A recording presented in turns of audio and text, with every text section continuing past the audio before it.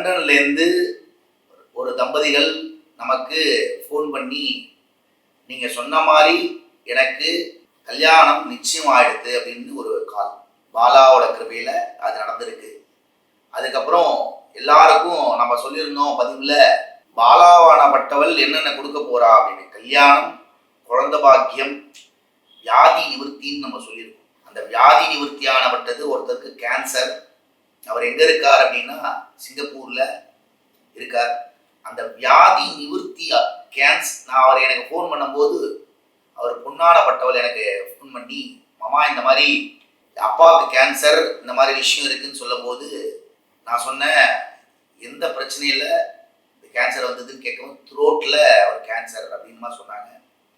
அந்த கேன்சர் இப்போது நம்ம சொன்னோம் ஒரு விஷயம், பாலாவை நினச்சிக்கணும், உங்கள் குலதெய்வத்தை நினச்சிக்கணும் அப்படின்னு.